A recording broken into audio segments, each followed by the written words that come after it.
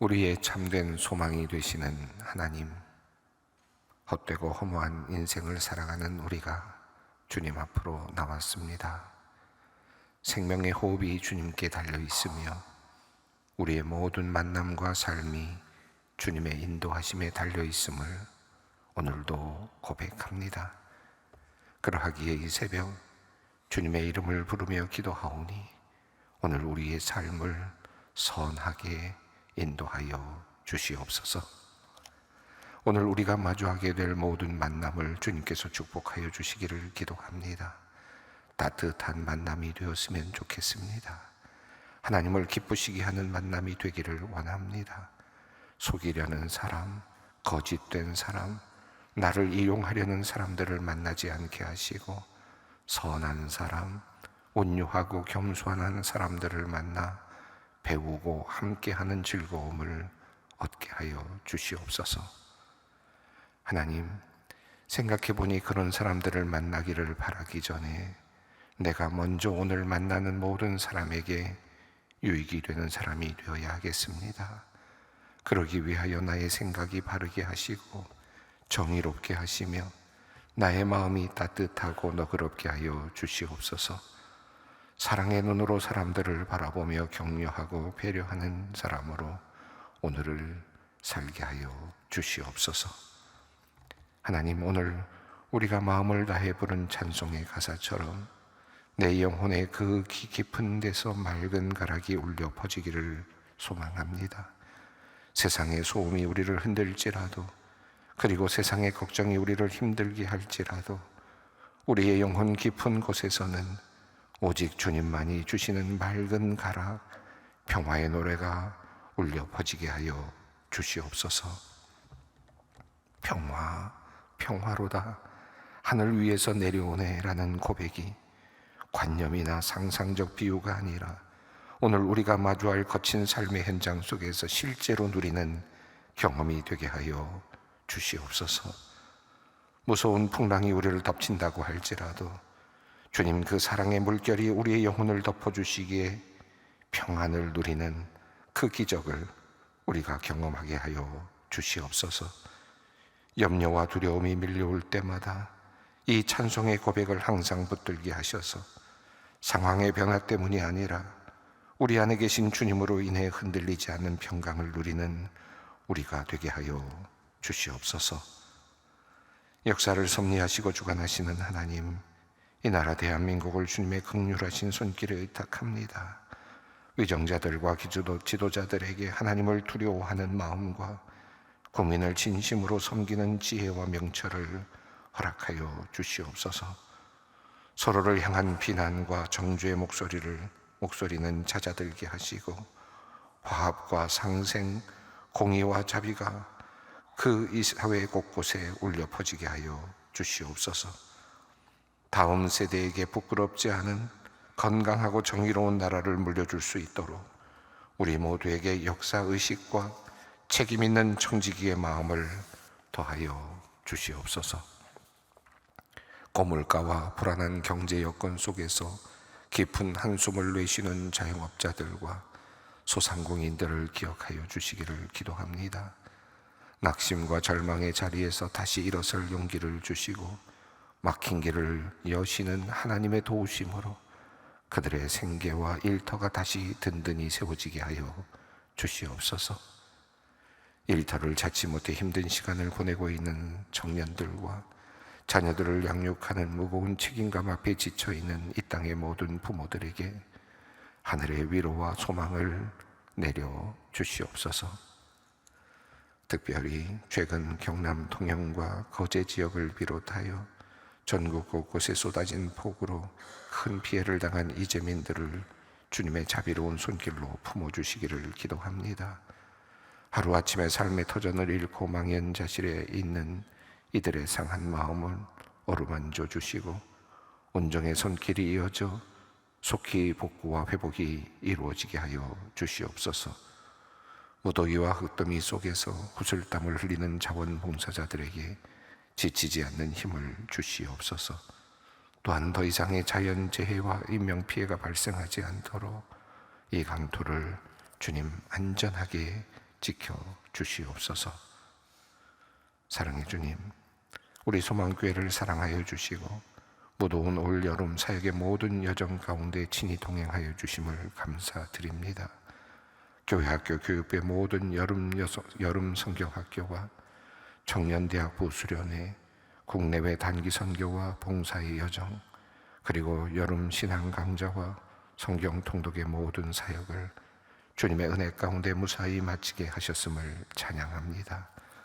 폭염 속에서도 묵묵히 땀을 흘리며 헌신한 교육자들과 보이지 않는 곳에서 이름 없이 섬긴 모든 성도의 거룩한 수고를 주님께서 하십니다. 그들의 헌신과 기도를 주님 기억하여 주시옵소서. 이 여름 사역을 통해 뿌려진 살아있는 복음의 씨앗들이 우리 자신과 자녀들의 심령밭에서 풍성한 열매로 결실하게 하여 주시옵소서. 지우의 하나님, 오늘도 병상의 고통 속에서 육신의 연약함과 싸우며 오직 주님의 긍휼을 구하는 소망의 환우들을 기억하여 주신 줄 믿습니다. 질병의 깊은 터널 속에서도 하나님이 여전히 나와 함께 계심을 누리고 고백할 수 있는 영적인 담대함을 허락하여 주시옵소서. 치료의 손길과 회복의 광선을 비추어 주시어 연약한 육신이 새 힘을 얻게 하시고 절망이 변하여 찬송이 되게 하시며 주님 주시는 하늘의 평강으로 온전히 채워 주시옵소서. 이제 거룩하신 주님 말씀 앞에 겸손히 서기 원합니다. 진리의 성령께서 우리의 닫힌 귀를 여시고 굳어진 마음밭을 기경하여 주셔서 오늘 우리에게 선포되는 말씀이 우리의 발에 등이 되고 우리의 앞길에 영원한 빛이 되게 하여 주시옵소서. 예수 그리스도의 이름으로 기도드리옵나이다. 아멘. 오늘 함께 읽을 말씀은 이사야서 42장 1절로 13절 말씀입니다. 이사야서 42장 1절로 13절까지 말씀을 함께 봉독하겠습니다. 내가 붙드는 나의 종, 내 마음에 기뻐하는 자, 곧 내가 택한 사람을 보라. 내가 나의 영을 그에게 주었은즉 그가 이방의 정의를 베풀리라. 그는 외치지 아니하며 목소리를 높이지 아니하며 그 소리를 거리에 들리게 하지 아니하며 상한 갈대를 꺾지 아니하며 꺼져가는 등불을 끄지 아니하고 진실로 정의를 시행할 것이며 그는 쇠하지 아니하며 낙담하지 아니하고 세상에 정의를 세우기에 이르리니 섬들이 그 교훈을 앙망하리라. 하늘을 창조하여 펴시고 땅과 그 소산을 내시며 땅 위의 백성에게 호흡을 주시며 땅에 행하는 자에게 영을 주시는 하나님 여호와께서 이같이 말씀하시되 나 여호와가 의로 너를 불렀은즉 내가 네 손을 잡아 너를 보호하며 너를 세워 백성의 언약과 이방의 빛이 되게 하리니 내가 눈먼 자들의 눈을 밝히며 갇힌 자를 감옥에서 이끌어내며 흑암에 앉은 자를 감방에서 나오게 하리라. 나는 여호와이니 이는 내 이름이라. 나는 내 영광을 다른 자에게 내 찬송을 우상에게 주지 아니하리라. 보라, 전에 예언한 일이 이미 이루어졌느니라. 이제 내가 새 일을 알리노라. 그 일이 시작되기 전에라도 너희에게 이르노라.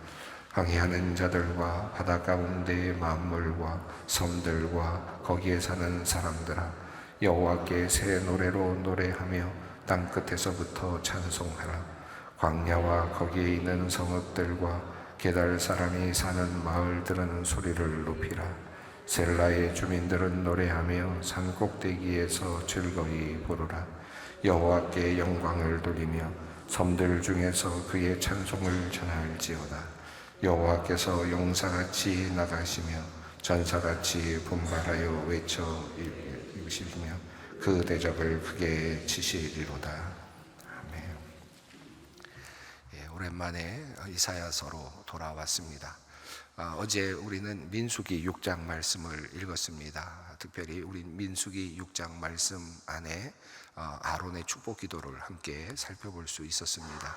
이 아론의 축복 기도는 바울의 축복 기도와 더불어서 우리 교회에서 사용하는 축복 기도에 매우 중요한 한 장르 하나의 모습 하나의 종류라고 할 수 있겠습니다. 이 민수기에서 나오는 아론의 축복 기도는 구약의 축복 기도이기는 하지만 종교 개혁자들이 아주 즐겨 사용했던 그런 축복 기도이기도 하였습니다. 그래서 저희 교회에서도 때로 예배 때마다 아론의 축복 기도를 함께 사용을 하고 있습니다. 바울의 축복 기도는 여러분이 아시죠?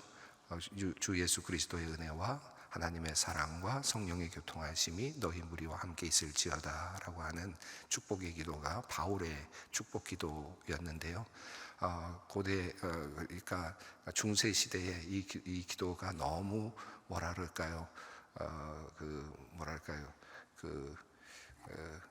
신성화되고 또 그렇게 되다 보니까 아론의 축복 기도를 바꾸어서 그렇게 종교개혁자들이 많이 했던 것을 우리가 알 수 있습니다. 그래서 저희 교회에서도 아론의 축복 기도와 더불어서 또 바울의 축복 기도를 함께 사용하고 있고, 대부분의 기독교회들이 이 두 가지 기도문을 함께 사용하고 있음을 알 수 있습니다. 오늘은 이사야서 말씀입니다. 이사야서 오랜만에 돌아왔습니다. 이사야서 오늘 42장인데요. 이 이사야서 42장은 이사야서를 크게 세 단락으로 나누었을 때 두 번째 단락에 해당이 되는 부분이었습니다. 늘 이사야서를 말씀드리면서 제가 말씀을 드렸기에 기억하실 거라고 생각합니다. 1장부터 39장까지가 첫 번째 단락이었다면 이제 두 번째 단락은 이제 포로로 잡혀와서 이미 많은 시간을 보낸 후에 이스라엘 백성들에게 주시는 하나님의 말씀이었죠. 40장부터 시작이 되었고 오늘 우리는 42장에 지금 있습니다. 40장은 어떻게 시작이 되었습니까? 위로하여라 위로하여라 너희들의 노역의 때가 끝났다 라고 말씀하시면서 이제 여호와께서 너희에게 오실 것이다. 여호와의 길을 예비하라. 왕의 도래를 예비하라. 그렇게 이야기를 하시면서 하나님이 이제 너희의 왕이 되실 것이다 라고 하는 선언으로 시작이 되었습니다. 그때 그들의 이스라엘 백성들에게, 유다 백성들에게는 이런 질문이 생겨났을 겁니다. 아니, 하나님께서는 이미 바벨론의 신들에게 패하셔서 이미 우리들이 여기까지 잡혀왔는데 하나님이 이제 우리에게 오신다 한들 무슨 소용이 있겠는가 라고 하는 질문이 생겨날 법했죠. 바벨론의 신에게 정복당한 신이 과연 유다를 다시 건질 수 있겠는가라고 하는 질문이 신학적인 질문이라고 할 수 있겠습니다. 그때 하나님께서 말씀하시는 내용이 어떤 것이었습니까? 우리가 이미 읽었습니다. 누가 손바닥으로 바닷물을 헤아렸느냐? 누가 누구와 더불어 모든 세상을 창조할 때 의논하였느냐라고 말씀하시면서 너희는 알지 못하였느냐? 너희는 듣지 못하였느냐?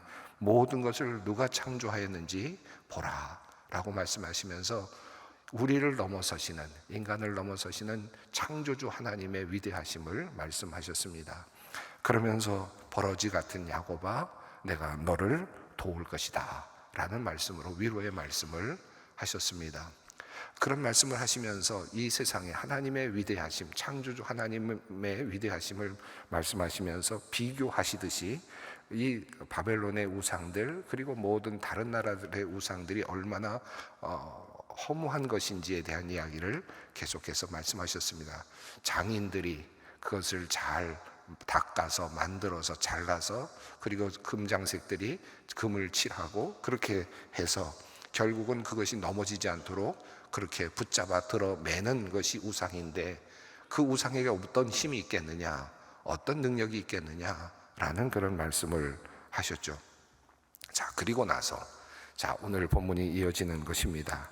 자, 오늘 본문은 우리 여호와의 종이라고 하는 이름으로 불려지는 매우 중요한 이사야서에는 4번 이 내용이 나타나는데 여호와의 종에 대한 하나님께서 한 종을 택하셔서 한 사람을 택하셔서 이제 새로운 일을 하실 것이다 라고 하는 우상이 아니라 어떤 사람이 만든 우상이 아니라 살아있는 생명체 한 종, 하나님의 아들 예수 그리스도를 말씀하시는데요. 이제 어떤 우상이 아닌 하나님의 아들을 여기에는 하나님의 아들이라는 표현은 나오지 않지만 신약 성경에 이제 마태복음 10장에 바로 이 말씀을 인용하시면서 예수 그리스도이심을 증명하게 되시는데 바로 이 하나님의 종을 이제 선택하시고 세우셔서 하나님께서 이제 새로운 일을 하실 것이다, 전능하신 하나님께서 새로운 일을 하실 것이다 라고 하는 말씀을 전하십니다. 자, 1절부터 4절까지가 바로 이제 여호와의 종의 노래 첫 번째 내용입니다. 함께 1절을 읽겠습니다. 내가 붙드는 나의 종, 내 마음에 기뻐하는 자, 곧 내가 택한 사람을 보라. 내가 나의 영을 그에게 주었은즉 그가 이방에 정의를 베풀리라. 자, 이 말씀 안에 굉장히 많은 내용들이 사실은 들어있어서 이 한 절만으로도 설명을 다 드리기 어려울 정도인데, 그러나 간단하게 말씀을 드리면 이제 하나님께서는 이제 우상이 아닌 어떤 사람이 만들어 놓은 어떤 물건이 아닌 정말 살아있는 생명체, 그러면서 나의 종, 그리고 내 마음에 기뻐하는 자, 내가 택한 사람을 이제 보내주겠다. 그리고 그에게 무엇을 줄 것인가 하면 하나님의 영을 부어줄 것이다. 성령을 그에게 부어줄 것이다. 나의 영을 그에게 주었은즉 그가 이방의 정의를 베풀리라. 여기 이방은 열방들입니다. 모든 나라입니다. 자, 이스라엘 백성뿐만이 아니라 모든 나라들에게 이제 정의를 베풀 것이다. 모든 나라를 통치하는 그런 종이 이제 나타날 것이다. 하나님께서 바로 그러한 자를 너희에게 보내주실 것이다. 자, 지금까지 온 세상은 그저 우상들 간의 전쟁이었다고도 할 수 있겠습니다. 우상을 만들고 각 나라마다 민족마다 우상을 만들고 그 우상의 힘에 의지해서 서로가 서로를 정복하고, 그리고 서로가 정복을 하게 되면, 누군가가 정복을 하게 되면 그들이 섬기고 있는 그들이 만든 신이 마치 승리한 것처럼 생각하고 살아가는 그런 세상, 그런 세상에서 하나님께서는 이제 더 이상 우상이 아닌 이제 살아있는 나의 종, 그리고 내 마음에 기뻐하는 자, 내가 택한 사람을 이제 보내줄 것이다. 내가 그에게 영을 줄 것이다. 그 영으로 이 온 세상을 정의롭게 다스릴 것이다 라고 그렇게 말씀하십니다. 이 1절 안에 하나님의 통치 방식이 완전히 달라지는 것을 보게 되는데, 1장부터 이사야서 1장부터 시작해서 39장까지의 전체적인 이야기의 흐름은 국가와 국가 사이에서의 어떤 안전의 문제였죠. 그리고 어떻게 하면 나라를 이끌어갈 것인가, 그리고 힘 있는 나라 아수르에 대하여 어떻게 대항할 것인가, 떠오르는 바벨론이나 또 다른 민족들에 대해서 어떻게 내가 생존할 것인가에 대한 문제였습니다. 이 세상은 끊임없이 이러한 생존의 문제를 가지고 고민하고 살아가고 있습니다. 자, 그리고 칼의 통치죠. 힘의 통치. 힘 있는 자가 세상을 정복하고 힘 있는 나라가 온 세상을 정복하고 다스리는 그런 나라입니다. 그런 세상입니다. 그런 힘 있는 나라들이 바벨론이 되기도 하고 아수르가 되기도 했습니다. 바벨론이 되었을 때에는 이스라엘 백성들을 모두 잡아다가 포로로 그렇게 끌고 가기도 했습니다. 자, 이것이 세상의 원리이고 세상의 전개 방식, 세상의 역사의 전개 방식이라고 한다면, 하나님께서는 이제 새로운 시작을 하시는데 그런 힘의 정치가 아니라, 칼의 정치가 아니라 하나님의 영의 정치입니다. 하나님의 영을 그에게 부어주고 하나님의 영으로 이 세상을, 온 세상을 정의롭게 다스리는 그런 세상을 만드시겠다. 완전히 다른 세상입니다. 지금 하나님께서 보여주시고자 하시는 세상은 칼로 정복되고 정복당하는 세상이 아니고, 그리고 우상을 만들어서 우상의 힘으로 뭔가 정복하고 정복당하는 세상이 아니고, 하나님의 영을 가진 한 사람이 이 땅에 와서, 그 하나님의 영을 가진 그 사람이 이 땅에서 그 영을 가지고 온 세상을 정의롭게 만들 것이다. 완전히 새로운 일을 하실 것이다. 이 세상이 생각했던 것과는 완전히 다른 세상입니다. 그분은 어떤 식으로 이제 이 세상을 다스릴 것인가? 보통 세상의 군왕들은 칼을 가지고 힘을 가지고 권력을 가지고 다스리죠. 그리고 큰 목소리를 높이면서 그렇게 다스립니다. 그러나 이제 오실 새로운 그런 하나님의 사람은 다른 모습을 보여줍니다. 2절입니다. 3절까지 읽습니다. 그는 외치지 아니하며 목소리를 높이지 아니하며 그 소리를 거리에 들리게 하지 아니하며 상한 갈대를 꺾지 아니하며 꺼져가는 등불을 끄지 아니하고 진실로 정의를 시행할 것이며. 보통은 정의를 시행한다라고 말할 때 힘 있는 사람들이 힘의 논리를 가지고 정의를 실행하려고 합니다. 그러나 사실은 그것은 진정한 정의가 아니죠. 자, 여기서 지금 하나님께서는 내가 택한 나의 종, 내 마음에 기뻐하는 자, 바로 나의 붙드는 나의 종을 통하여 이제 하나님의 일을 이루실 텐데, 그 영을 통하여 그의 영을, 하나님의 영을 그에게 주어서 하나님의 일을 하실 텐데, 그는 목소리를 높이지 아니하고 소리를 그에게 들리지 아니하고 상한 갈대를 꺾지 않는다, 꺼져가는 등불을 끄지 않는다라고 말씀을 하십니다. 이 2절과 3절에 있는 내용들은 마태복음 12장 18절로 21절에서 예수님께서 인용하시면서 말씀하시는 내용이죠. 특별히 마태복음 12장 1절부터 21절은 안식일에 밀이삭을 자르러 먹는 제자들을 예수님께서 바리새인들이 뭐라고 했을 때, 비난했을 때 변호하시는 장면이 나오고, 안식일에 손 마른 사람을 예수님께서 고쳐주시는 그런 내용이 나옵니다. 안식일의 주인이 누구이신지를 보여주시는 그런 예수님의 모습이 마태복음 12장에 나오죠.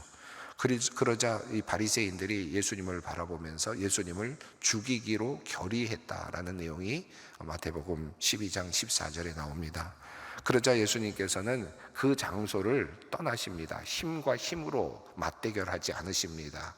그리고 세력과 세력으로 맞대결하지도 않으셨습니다. 많은 군중이 그를 따르고 있었지만, 그러나 예수님께서는 폭력이나 폭동으로 그를 일을 하지 않으셨습니다. 조용하게 더 많은 사람들을 치유해 주시고는 그곳을 물러나셨다라고 성경이 말씀합니다. 어찌 보면은 비겁해 보이기도 하고, 그들이 그렇게 비난하는 것에 대해서 그저 할 말 없이 물러나는 것처럼 보이는 그런 모습이었습니다. 얼마든지 많은 군중들이 모여 있었기 때문에 힘으로 대항할 수 있었을 것 같고, 폭력으로, 폭동으로 만들어갈 수도 있었을 것 같지만, 예수님께서는 그 자리에서 폭력을 행사하지 않으셨고 폭동을 일으키지도 않으셨습니다. 조용하게 도망가듯이 물러나셨습니다. 자, 그러면서 그때 성경이 이는 이라고 말하면서 이사야서의 말씀을 이루려고 합니다 라고 말씀합니다. 다시 말하면 바로 이 종은 바로 그런 방식으로, 세상의 방식으로 세상을 통치하시지 않는다. 상한 갈대를 꺾지 않고 꺼져가는 등불을 끄지 않기에 연약한 자들을 고쳐주시는 치유의 사역을 끊임없이 하고 계시지만, 그러나 외치지 않고 목소리를 높이지 않고 세상을 다스리신다. 이 정의로운 예수 그리스도의 모습을 그렇게 표현하고 있습니다. 4절 말씀입니다. 그는 쇠하지 아니하며 낙담하지 아니하고 세상의 정의를 세우기에 이르리니 섬들이 그 교훈을 앙망하리라. 그는 인내하며 낙담하지 않고 신실하게, 그리고 그들에게 말씀을 전할 것입니다. 그분의 교훈을 온 섬들이, 모든 열방들이 그분의 교훈을 앙망하게 될 것입니다. 여러분, 이 말씀을 예수 그리스도와 이렇게 연결해서 생각해 보면 이 수백 년 전의 이사야서의 말씀이 얼마나 아주 정확하게 예언되고 있는지를 알 수 있죠. 하나님의 영을 받은 그 예수 그리스도, 내 마음에 기뻐하는 자라는 이 말씀은 예수님께서 세례를 받으실 때 이는 내 기뻐하는 자, 내 사랑하는 아들이라 말씀하시면서 성령이 그에게 내려오시는 장면이 나오지 않습니까? 바로 이 모습이 예수 그리스도의 미래를 지금 예언하고 있는 수백 년 전의 예언의 말씀이라고 할 수 있습니다. 자, 그리고 그에게 주시는 소명, 예수 그리스도에게 주시는 소명이라고 할 수 있겠는데, 그 소명을 이제 5절부터 8절이 말씀하고 있습니다. 하나님의 말씀으로 증언되고 있는데, 우선 5절 읽습니다. 하늘을 창조하여 펴시고 땅과 그 소산을 내시며 땅 위의 백성에게 호흡을 주시며 땅에 행하는 자에게 영을 주시는 하나님 여호와께서 이같이 말씀하시되, 6절 7절입니다. 나 여호와가 의로 너를 불렀은즉 내가 네 손을 잡아 너를 보호하며 너를 세워 언약의 백성의 언약과 이방의 빛이 되게 하리니, 내가 눈먼 자들의 눈을 밝히며 갇힌 자를 감옥에서 이끌어내며 흑암에 앉은 자를 감방에서 나오게 하리라. 자, 하나님께서 예수 그리스도에게 이와 같은 일을 맡기시겠다는 뜻이죠. 자, 8절 말씀입니다. 나는 여호와이니 이는 내 이름이라. 나는 내 영광을 다른 자에게, 내 찬송을 우상에게 주지 아니하리라. 누구에게만 이 영광을 주시겠다고 합니까? 예수 그리스도에게만. 우리가 신약의 말씀을 이어서 보게 되면 바로 이 말씀은 예수 그리스도에게만 이 영광을 줄 것이고, 어떤 우상도 예수를 대체할 수 없다. 살아있는 하나님의 종, 그를 통해서 하나님께서 역사하실 것이다. 자, 9절 말씀을 읽습니다. 보라, 전에 예언한 일이 이미 이루어졌느니라. 이제 내가 새 일을 알리노라.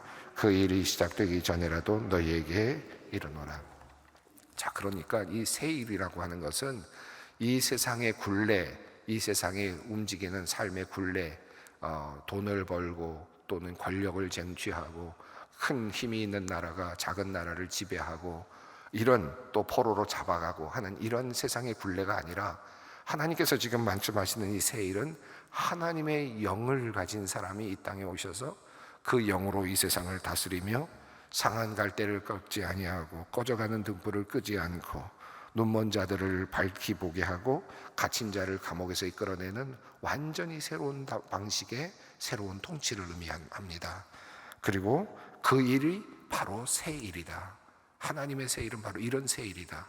그러므로 우리가 오늘 이 말씀을 통해서 하나 배워야 할 것은, 하나님 새 일을 행하여 주십시오, 새 일을 행하여 주십시오라고 말할 때, 하나님, 우리는 때로는 우리의 욕심으로 새 일을 구할 때가 있습니다. 새 사업을 주십시오.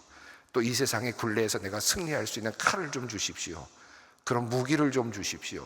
이런 기도를 할 수가 있습니다. 그러나 사실 이 본문이 우리에게 주시고자 하는 말씀의 핵심은 그것이 아닙니다. 완전히 새로운 관점으로 세상을 보는 눈입니다. 바로 그것이 성령을 통해서 우리에게 주시는 바로 선물이라고 할 수 있습니다. 우리의 삶이 어떻게 바뀌든지, 또 우리의 삶이 어떤 상황에 있든지 하나님의 영이 우리 안에 임하시면 모든 것은 다르게 보일 것입니다. 그리고 하나님의 영이 우리를 온전한 길로 이끌어 주실 것입니다. 그분 안에 진정한 정의가 있습니다.